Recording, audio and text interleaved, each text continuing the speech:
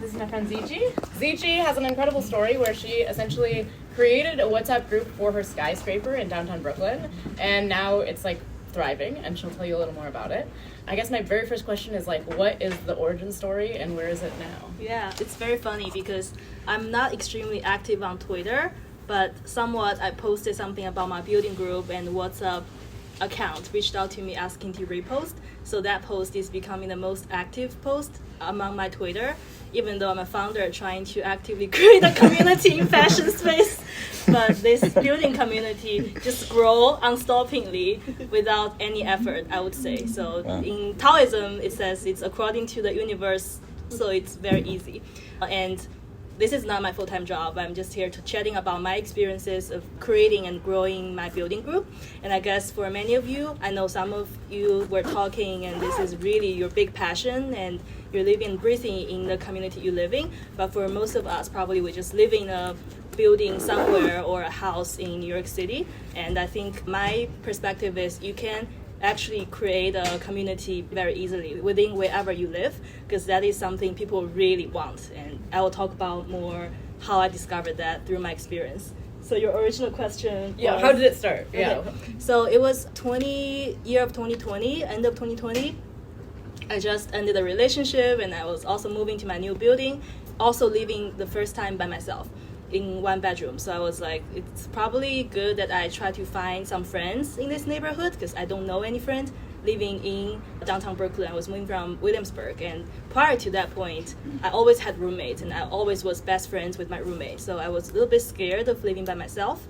So I was like, I'm moving to a building, it's a new building too, so there were only a few dozens of people already moved in. So I was like, it would be a good time to get to know these people. So I posted on the building internal I think they have bullet boards where you can post stuff where people oftentimes post about things they want to sell, or sometimes people try to get coffee with each other. But I just posted as an experiment that I'm moving in, I'm creating a group, WhatsApp group, here's my number. If you want to be part of it, text me. So from that day, I started to get messages. And every day after that, I will get a few messages. That has been the case for probably the first 1 or 2 years that I moved in. And it's very naturally and organically grown. And right now, I just checked, we have 443 people in our WhatsApp group. And we have 20 subgroups that people have created. None of my business. There are people that created basketball group. I actually been a list. There's book club, racket sports, cats and guinea pig and rabbits, social club, movie club, wine club, lasagna lover chat. No idea what's happening there. I was not part of it. Basketball, craft club, engineer and tech, poker, pride, oof, not sure what that is, Pilates, and parents. Wow. So people self-organized and self-created all of these groups. And I was also, just to give you guys an idea of what's happening, prior to coming here, I looked at their group chat because I barely check these days. It's too active. So the past 6 threads of conversation was, Jake was posting about this Champion League final that's happening tonight, asking people to join him. Justine is telling everyone about the Brooklyn Fort Greene movie night, asking people if anyone wants to join. Shivani was asking if anyone know about the basement pool because people make reservation, they don't go. And John was like, I was just there, nobody's there, you should go. And Robert was giving out his dog's wee pets, and Mark tagged Gina saying you should claim it. And Asia came in to claim it, and Gina was like, I'm a new puppy parent, please give it to me. And Asia's like, okay, you need more, I will give it to you. And Robert is like, whatever you guys decide, just take it. And Asia is, okay, we'll split. And then Mike was posting a long shot asking if anyone has a camera snake that he can borrow tomorrow. Hasn't got any response yet. And Ashley was a newbie asking how to register for a class. So basically that's the vibe of what's happening in this main group chat. Very cool. What about, has there been any conflict within the chat?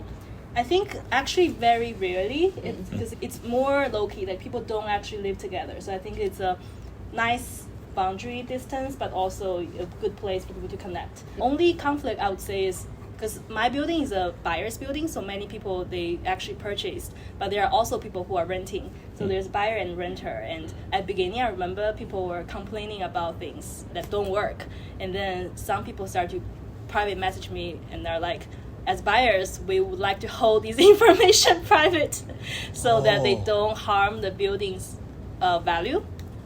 And then we created the owners group that is more centered around complaints. Very cool. I know I saw a story about how two people who met in your group are starting a coffee shop. I would love to hear more either about that story or maybe about other kind of relationships. Actually, I don't know the details, but one day I was taking elevator, and because like sometimes I chat with people, especially when I first moved in order to get more people in the group chat. Sometimes I would be in the elevator asking if they are in the group chat. If they are not, and I add them. But from this conversation, I became acquaintance level friend with this guy. And then we were talking the other day. I was asking how is things going, and then he started telling me that he actually is now quitting his job and starting a coffee shop, like some restaurant coffee shop, alongside someone in the building. And I was like, how did you guys meet? Initially, we were both added to the building, so we started chatting and became friends. Yeah, it's very easy to become good friends. It turns out, because I also found my best friend in my building, who now moved to LA, and I help her take care of the sublease, the lease situation she has with the renter in her building. Very cool. My last question before we go to the audience Q&A is, like you said, you run a fashion startup, and you seem pretty busy, and you travel, I think, a fair amount for it. How has that interacted with running this group?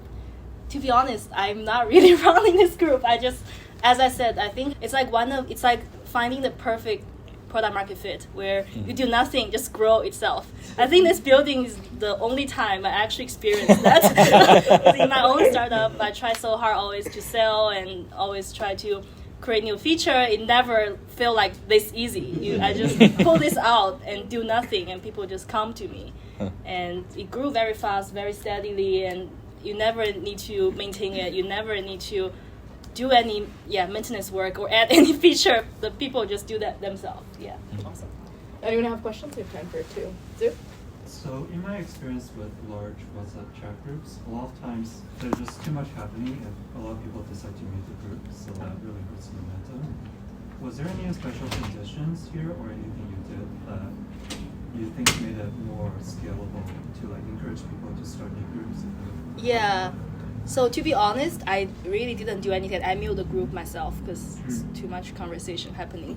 And there is one woman in my building who actually I think did so much more than me, even though I was the person who created this. So she's a retired professor, and I think it becomes her full-time devotion and commitment and passion, our building. Cool. Like she self-organized movie night, book club. Like I think she taught literature, so she would actually lead people to read. And we also have a welcome newbie Wednesday where every month on Wednesday there's a event where she organized all the people who just moved in, got there and get to know each other. There's also a social club, cocktail club, where she actually organized like three people actually volunteer to host every month, and 20 people would rotate. So we have, for example, I hosted once, and alongside two other hosts, and the 20 families who sign up would visit the 3 units one by one, and each of the units have a host, and they just also see how people decorate their place, chat. Yeah, like she does a lot of work. Maybe that there's something to that, and she always responds like immediately whoever asks any question. Yeah. Maybe that's what made the difference. But my feeling is this is something everybody likes and everybody wants. In Chinese, we have a saying that 远亲不如近邻, meaning that farther apart family is not as good as your neighbor.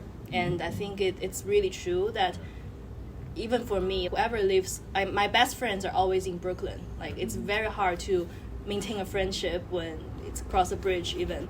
So instead of try to join some community, you can very easily create a community within your space, and the chances are people would also want it. Yeah. Last question right here. Was there any attempts by like the building, a condo association or building managers to try to formalize your group or co-op? No. I feel like this group is increasing the building value.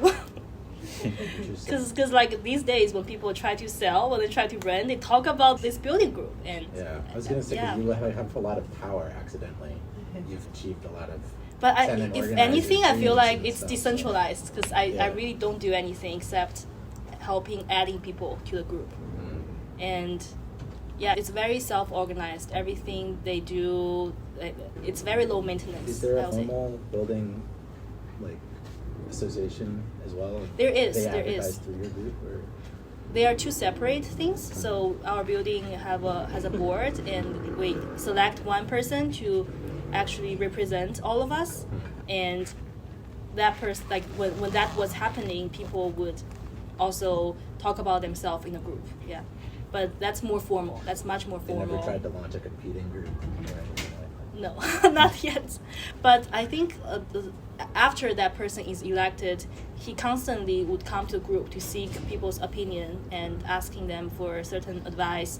And when there's an incident, they would all come to ask him to report back to the building. Wow. Thank you so much. Yeah. All right, next we'll have Daniel Colson speaking on